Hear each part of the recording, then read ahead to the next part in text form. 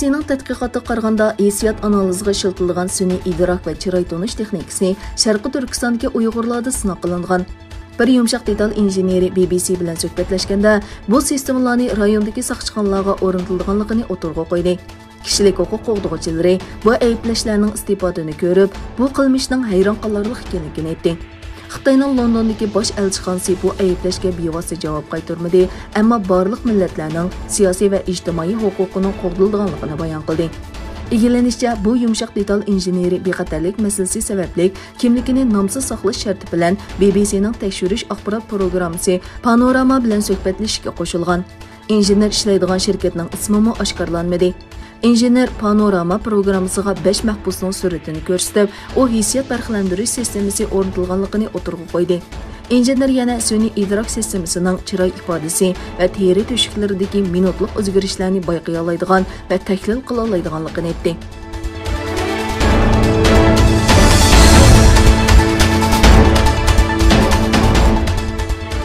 Xitoy Tashqi ishlar ministri Wang Yi Yevropa ittifoqining Xitoy bilan tuzilgan mablag' selish kelishimini to'xtatib qo'yishini tanqid qildi. Janubiy Xitoy atiganlik gazetining xabariga qaraganda, Wang Myunxin bexatarlik yig'inining 57-chi qatimliq yig'inida so'z qilgan. Wang Yevropa parlamentining Xitoy bilan hosil qilingan mablag' selish kelishimini tasdiqlashni vaqtincha to'xtatishni tanqid qilib, Yevropa ittifoqining Xitoy amaldorlarini Sharqiy Turkiston rayonida kishilik huquq dafsandichiligi bilan ayblanganligidan hayron qolganligini aytdi. Wang kishilik huquqni savdo masalasiga bog'lashning xato ekanligini aqlab, Uyg'ur rayonidagi irqiy qirg'inchilik ayblashlarining yolg'on va mishmish parang ekanligini aytdi. Wang mablag' selish kelishimining tek taraflik emasligini tilga ilib, Xinjiang masalasi Xitoyning egilik huquqi va bexatarligiga chetildi degan.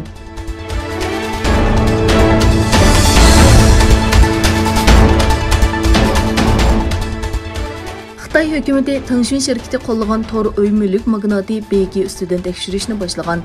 Reuters agentligining xabariga qaraganda, Xitoy davlat bozorini nazorat qilib boshqarish idorasi BK pay kontrol shirkatiga raqobat qoidasiga xiloflik qilganligi uchun tekshirishni boshlagan. Xitoyning elektronlik savdo magnati Alibabaga 4-oyda monopol tekshirishda 2 milliard 800 million dollar jarimani qo'yilgan edi. Shuning bilan birga yemaklik taqsimlash shirkati Meituanga qarshi monopol tekshirishni boshlangan. BK shirkati bu haqda hech qanday bayonot bermadi. Bu shirkatning qurg'uvchisi Zuxiyning oldin qatda noma'lum kasal bilan qazo qilganligi e'lon qilingan.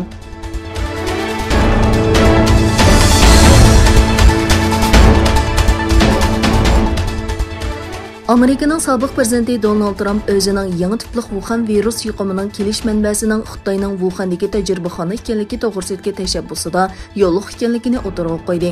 Wuhan virusini yuqum boshlangandan tortib Xitoy virusi deb tasvirlagan Trump hozir nurg'un kishilar meni qo'llaydi dedi. Amerika taratqularida oldingi kuni istixborot doklatining asos qilgan xabarlar tajribaxonada ishlayotgan 3 kishining virusning tarqalishidan ilgari kasallik alomatlari bilan davolanganligini o'tirg'a qo'ydi.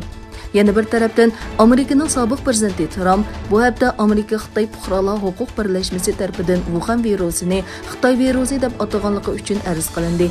Bu tashkilotlarning qarashicha, Trumpning bu iborani va shuningga o'xshash boshqa atalg'ularni ishlatishi Amerikadagi Xitoy jamiyatiga ziyon yetkazgan.